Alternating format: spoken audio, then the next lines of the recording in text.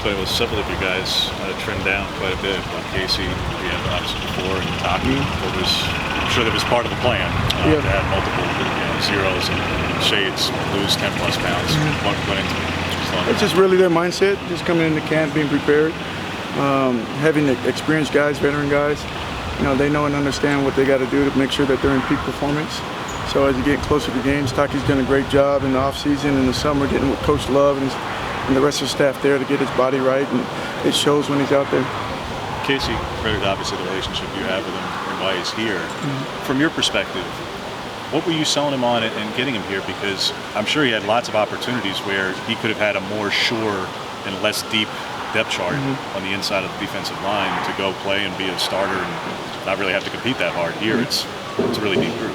Yeah, and that's the thing I love about Casey. He's not afraid to compete. He wants to come to a place where he can get challenged every day. He wants to get to a place.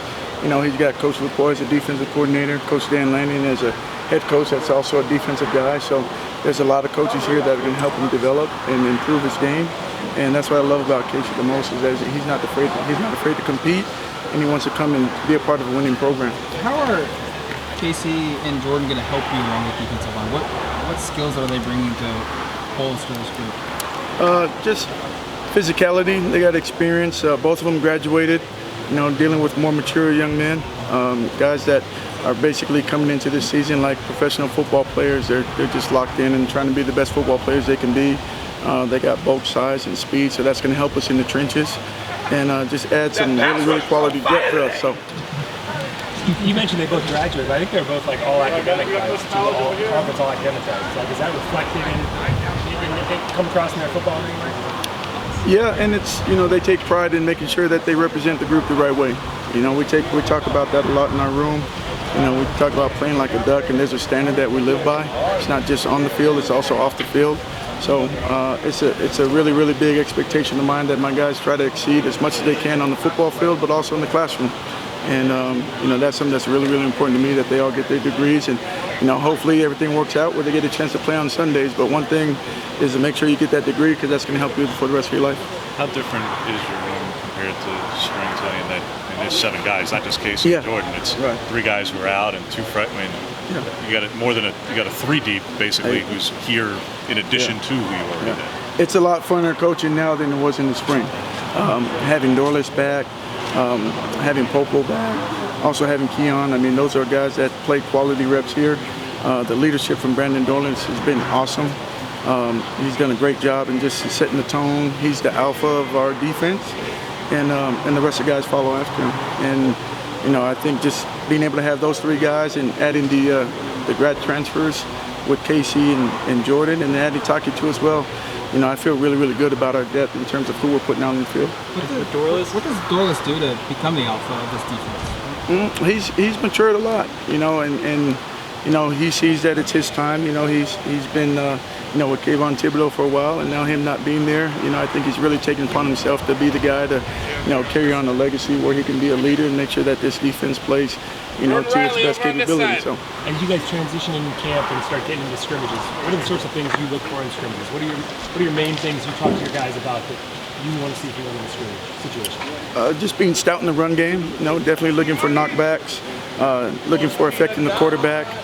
This is a deep group, and knock on wood, everybody stays healthy. But they all got to compete.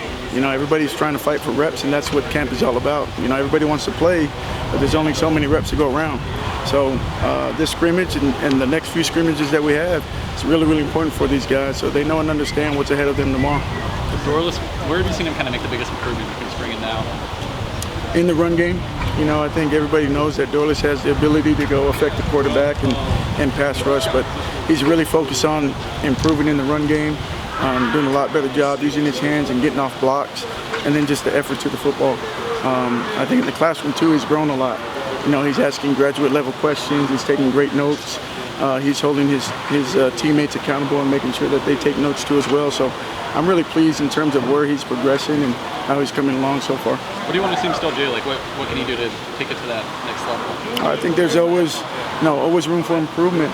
We always talk about in our room, good, better, best.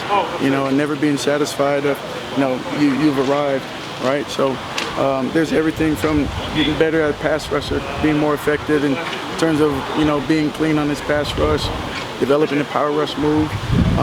He can win on the edge too as well. And then in the run game, we talk about, you know, just pre-snap procedures, right? Just knowing when it's run and pass, you know, trying to find answers to the test for the ball snap, like all those football IQ things that I think Brandon can really improve on that'll help him be more effective when he's in the game. DJ is relatively new to the defensive side of the ball. What have you seen from him? Who's that? I'm sorry? DJ Johnson. DJ Johnson? Oh, I love DJ. I mean, he's a guy that's going to create havoc in the backfield for a lot of teams. He's a guy that has unique size and power. You don't see it too often from a lot of players, and just really excited about him. He works really hard, and he's a guy that, you know, along with the front that we have, that's going to be able to make a lot of plays for us. DJ told us he's the fastest guy on the team. How close do you think that is to the truth? Who's that? DJ Johnson said he's the fastest guy on the team. Close?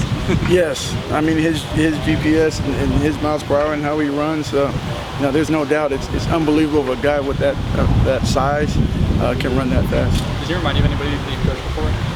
DJ Johnson? Nope. Nobody I can think of right now, just off the top of my head. All right.